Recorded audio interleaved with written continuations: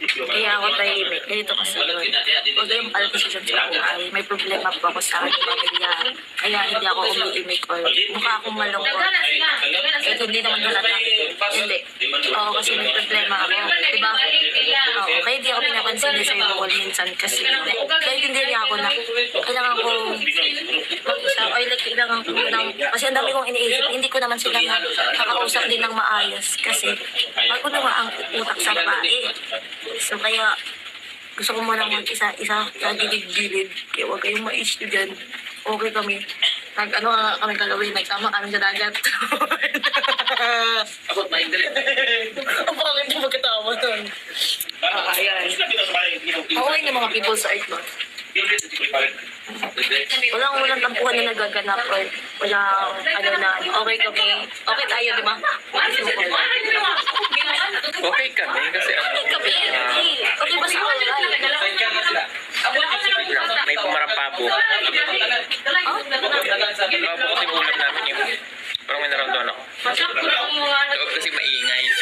Sorry ako sa'yo dito.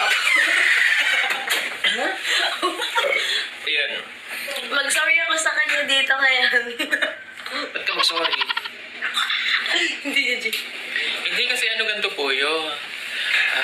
Nagsasabi kasi na Nagtampuhan na tayo. Nagtampuhan Hindi na na tayo kami. okay. Hindi kami okay. Hindi ko siya pinapansin. Sabi din nagko-comment sa reels ko na ano, ganun-ganun. Hindi po, kasi hindi din ako makareply kasi ang dami nila na di ko sila may isa-isa. Pero walang tampuhan na nagaganap sa amin dalawa, di kami nagtatampuhan. Oh, ikaw na mag-explain. Nagdito kita pinapansin. Hindi ko daw siya Bakit hindi mo ko pinapansin. pinapansin? Hindi. Ano sabi? Hindi, ganito kasi yun. I-explain ko sa inyo para malinawan kayo. Para ayun okay na yung mga Chris Pau fans dyan. Kasi ang OA nyo naman kasi. Sabi na lang kasi, ganito kasi yun. I-explain ko sa inyo kung bakit mag-isa lang ako sa gilid-gilid minsan. May problema po kasi ako sa pamilya ko. Kaya minsan tahimik lang ako dun sa yun sa gilid lang ako, naka-cellphone or kasi pag ganyan ako, ang dami kong iniisip. Iniisip ko yung pamilya ko kasi yun, may problema doon, di ba? Tsaka, hindi rin ako pinapansin niya, Sir Paul, kasi naintindihan niya ako. Yun po yun. Wala pong tampuhan na nagaganap sa amin. Kasi sabi niya, gusto niya mapag-isa. So, syempre, pag sinabi niya sa amin yun, pababayaan namin siya. So, kumbaga, tawag nito, paano ma-explain yun? Siyempre, hindi naman po lahat ng, kumbaga, in 3 months, pero 3 months. Ilang buwan na kami magkakilala. Hindi naman lahat ng ugali niya nakikita kaagad namin sa isang buwan, pangalawa. Siyempre, hindi kami sanay. So, nagugulat na lang kami bigla siyang iyak. Diba? So, may personal po siyang problema. Last night, 2 days ago? Yung linggo po. Kailan ba yun? Noong linggo. Ako. So, pinakausap ko siya, nag-uusap kami. Sabi ko, bakit? Anong nangyari? Sabi niya, gusto niyang mapag-isa. Kung bakit nga? Tapos bigla na lang siyang malulungkot, gano'n. Bigla siyang mag-iisip. So, pag gano'n po, kilala ko na siya. So, baka may problema kami something. And then, nagpaalam siya sa akin. Sabi niya, pupunta daw siyang dagat. Sabi ko, Agoy. ano sabi ko? Hindi kita pinayagan, di ba? Oo, kasi madilim din. Madilim, sabi ko, huwag, dito ka lang. Huwag kang pupunta doon. Sabi ko, baka mamaya kung anong mangyayari sa'yo doon. Tapos kami, dahil alam ko may problema na siya, sabi ko, sige, hayaan mo na kita dyan. Di ba nakaupo ka doon sa may upuan? Tapos kami ni na Kuya Eli, nagkukwentuhan kami doon. Tapos nag-chat siya sa akin, sabi niya ulit, sana akong dagat. Sa isip ko, pumunta na siyang dagat. Eh sabi ko, hala Kuya Eli, napunta na doon si Krishna. Sinundan namin siya. Pumunta ko. Pagpunta ko doon, napunta siya, dumiretso siya sa kaming dagat. Bigla na siya umiyak. So, Kasi naiyak ako. Naiyak na talaga ako dito pa. Kasi ganun ako pag may problema, iniiyak ko. Pag hindi ko pa gusto i-share kung iniiyak ko lang. Or like, sinasarili ko muna yung gusto ko muna. Kasi ang sikip ng dibdib ko nun. Kasi syempre, problema sa pamilya yun. Parang, pagdating sa pamilya, parang, gusto ko na lang Tapos syempre, kinukomport ko siya. Tapos, sabi ko, magsabi siya kung anong problema niya. even kami ni Rap, tsaka ni Kuya Eli kasi kayo magkakasama. Sabi niya gusto niyang mapag-isa. Ayoko siyang payagan. Pero syempre baka ako yung makakatulong sa kanya. So hinayaan ko. Tapos naglakad-lakad siya doon. Tapos sabi ko, Eli, nauwi na tayo. Tapos nung pinaumagahan, natulog kami pagising namin, hindi pa rin siya okay. So dahil alam ko may problema siya, hinayaan namin siya. Kasi nung gusto niya mahirap naman, ipipilit namin. So, pero hindi ibig sabihin po na pinababayaan ko siya o ano. So nagkataon lang na may problema siya. So yung galit siya sa pag-iyak puyat siya, hindi siya nakatulog. So hinayaan namin siya, at hayaan nyo lang.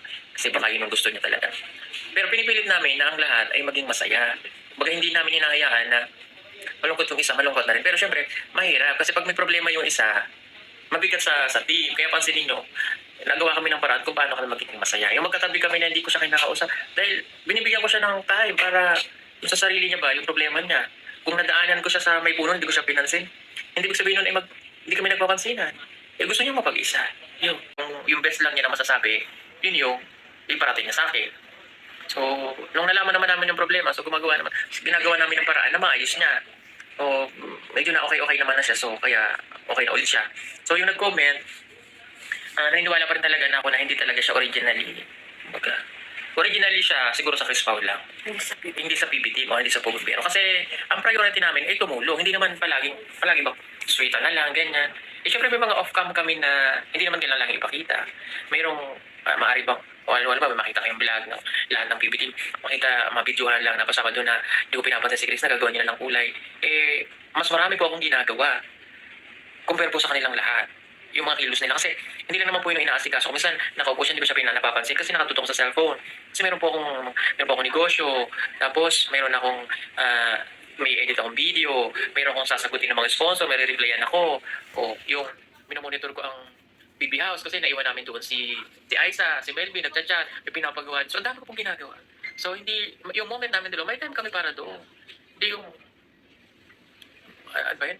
Yung mga basher natin parang, okay na masyado. Sabi ko nga, hindi yung originally Pugombero. Kumbaga nandyan lang sila dahil sa Chris Pao. So pag wala ng Chris Pao, hindi sila manood. So dumating kayo sa buhay namin, yung nakakaintindi sa amin, is yung talagang Pugombero pa. So ang agad po ay tumulong po, hindi pa laging, pag-sweetan na lang. Gusto ko pa yun. Di ba? Kaumay yun. So, ginagawa po namin ay tumutulong kami. Kahapon nag-mission kami. Malungkot pa rin siya, kaya hindi niyo po siya nakasama sa mga vlog namin sa mga upload ko. Kasi malungkot pa rin siya. So, binibigyan namin siya ng time kung paano niya i-handle yung problema niya. Ayan, ako tuloy nag-explain. Ayan. Ikaw nga mag-explain. Ano ba i-explain ko? Tapos na. Tapos na. Yun po yung problema doon. So, kaya yung basher natin dyan, okay na yan, ha. Agad hindi namin kayo nakakasama. Ano ba? Sobrang na sila sa Huwag yung masyado seryosohin yung mga ganyang bagay kasi ang Pugong Biyahero ay charity vlogger kami. Pagtulong, hindi kami lab team na priority na lang natin lab team. Hindi yung ganun. Yung teleserye, di ba sinabi ko sa inyo, tatapusin na ang teleserye ng February. So doon na tayo sa totoong buhay. Kaya tinapos na namin yun ng February. Ngayon, ang priority namin ay pagtulong. Yung sa Chris Pao, nandyan lang naman kami. Mag-anniversary nga kami ng 14. So, yun, gagawin namin yun. Pero yung parang gusto ng Chris Pao fans natin yun na lang lagi ang i-vlog natin. Hindi daw sila manonood kapag hindi tayo magsama. Okay lang. Oo, hindi namin